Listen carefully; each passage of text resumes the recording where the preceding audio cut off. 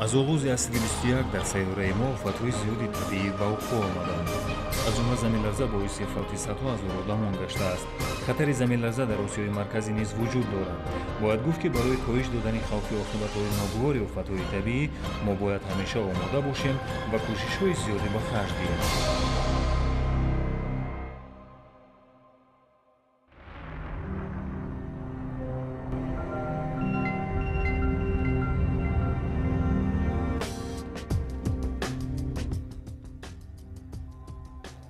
یکی از عاقبت‌های خرابی‌آور زمین‌لرزه این سوختار می‌باشد.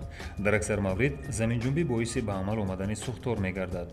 سوختاری که در نتیجه جنبش قشرهای زمین در شهر کوبای ژاپن به وقوع پیوست، منزل استقامتی منطقه را به پررگی به کام خود کشید. پوشیدنی است که امروز اکثر شهرهای معاصر جهان با گاز تامینند و طبیعی است که این عامل خطری به وقوع پیوستن سوختارها را بعد از زمین جنبی دوچند می‌کند. از این لحاظ هنگام بنفشه‌گیری استواری به زمین لرزه به تدبیرهای ضد سوختاری نیز دقت خاصه دادن لازم است.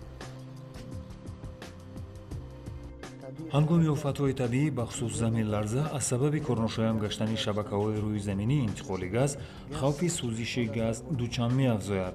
برای پیشگیری خارج‌شوی و یا سوزش گاز هیچگاه از منبع‌های کشاد آتش استفاده بردن ممکن نیست. تجهیزات و دستگاه‌های برقی را اگر خاموش باشند نصب کردن و یا پیوست باشند خاموش کردن قطعاً منع است. همچنین در جایی که خروج‌شوی گاز به عمل آمده است حتما باید در و تیریزه‌ها را گشوده هوا را تازه کنید و عاجلاً به خدمات صدموی مراجعت نمایید. سوختارها باعث خسارات زیادی مادی نیز می‌گردند. از این لحاظ برای پیشگیری نمودن آنها ما باید یک قطار قاعده‌های ضد سوختاری را رعایت نماییم. باقی مانده‌های تماکو را حتما خاموش کنید. در نزدیکی دستگاه‌های گرم‌دهی اشیای آتش‌انگیز و یا زود درگیرنده را به نظارت نگذارید. به سیم‌های برقی از معیار زیاد شدت ندهید. قاعده‌های استفاده برای گاز را رعایت نمایید. نگذارید که کودکان با گوگرد بازی کنند. اشیای زود درگیرنده را در جای علیحده نگاه دارید. شیفت‌های خانه می‌توانند یکی از عامل‌های اساسی پهن‌شوی سوختار باشند.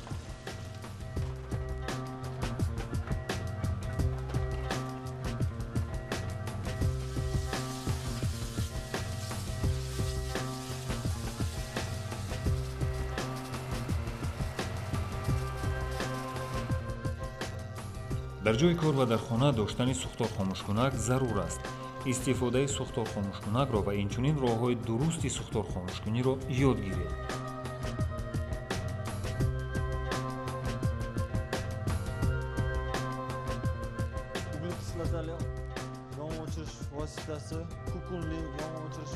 سوختار خاموشکنک‌ها چند نمود از جمله کربوکسلاتوی، خاکدار و کفدار می‌شوند. با یاری آنها می‌توان اشیاءهای کلان، مایع‌های آتش‌انگیز و تجهیزات برقی هزاربته را از سوختار خاموش کرد. این سوختار خاموشکنک دستی استفاده می‌شود. برای این ما باید حلقه را کشیده میل آن را سوی آتش روانه سازیم. سپس دستک را زیر کرده آتش را خاموش میکنیم.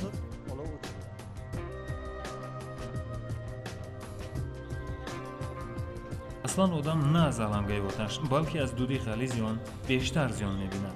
در چنین حالتها ما باید بر راههای نفس لطه تر گذاشته از خانه دود غلیظ فرا گرفته خزیده بیرون برویم.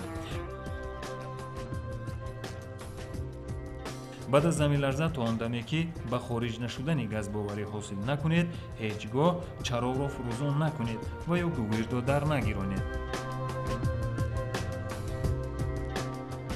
از خاطر نبرورید که حتی بعد از آن که خدمات داخلدار انتقال گاز را توسط خبرهای گازگذر قطع میکنند خارج شوی گاز یک چند ساعت ادامه مییابد.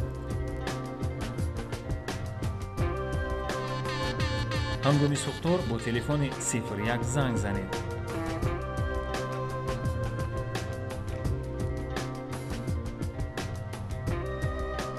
اگر خارج شوی گاز را احساس کردید درحال با رقم 04 مراجعت نمایید. барои коҳиш додани хавфи оқибатҳои манфии офатҳои табиӣ пайваста дар хона, корхона ва ҳатто дар кӯчаву маҳалла кор баред. нашрҳои барномаи 5 дақиқа барои ҳаётро назорат намоед.